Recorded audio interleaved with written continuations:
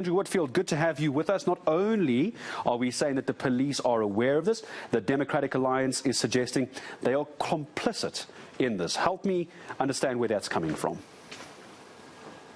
Well, thanks, Gareth. We know that members of the South African Police Service are complicit in the trafficking of illegal firearms and official SAPS firearms because Lieutenant Colonel Prinsloo was arrested some years ago.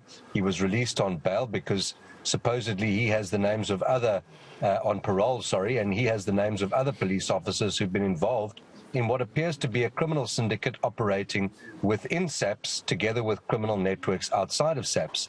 And we know from a book published by Mark Shaw called Give Us More Guns, where he details in absolute clear detail the chain of release of these firearms from Colonel Prinsloo into the gang networks, not only in the Western Cape, but into Nelson Mandela Bay and to Durban.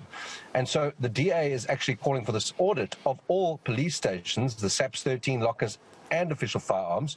We can't just audit the Norwood station because now it's in the news. We need to go down into every police station to make sure that SAPS has the ability to secure the firearms that they confiscate and their own firearms. So when police stations are attacked, as they are every year, we make sure that the firearms at those police stations do not end up in criminal hands in what is becoming an increasingly violent country to live in.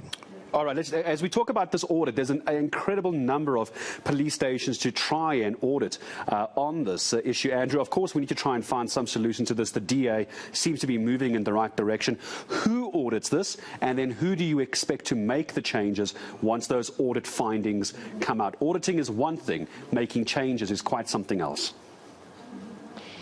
Absolutely right. So we know that from the Auditor General and the findings the Auditor General makes against government and government's failure to address those. So it's a very important question.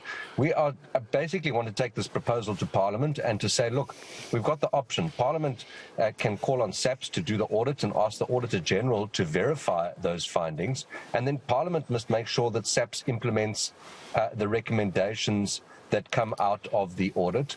There will be, the SAPS has a national inspectorate which is responsible for doing inspections of police stations. Their mandate could include the SAPS 13 evidence lockers to make sure that all the relevant protocols are in place. So I don't believe that just because there are lots of police stations, it's an overwhelming task. In fact, I think it should be relatively straightforward, and I think what we will find, even if it takes 2 years to conclude the audit, what we will find is that the Norwood police station is the rule and not the exception, where record keeping is so woeful that they don't even know how many firearms were stolen. Andrew, let me just come to you very quickly before I say goodbye. Less than a minute with you. You've been part of the portfolio for a couple of years now. I think it's close to a decade. With guns comes drugs. We know drugs have gone missing as well after they've been seized by police.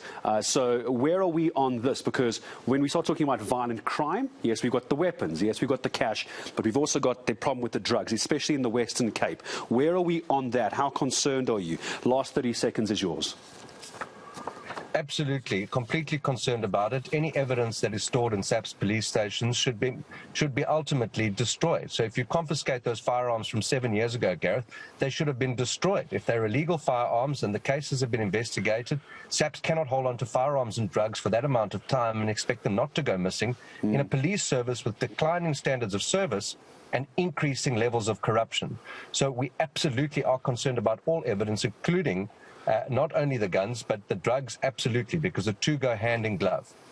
And Andrew, if we had more time, I would love to have asked you about weapons going missing from police stations, finding their way to criminals, yet government wants to crack down on private weapons to protect South Africans. But that's a conversation for another day. Shadow Minister of Police, Andrew Whitfield, joining us here on ENCA.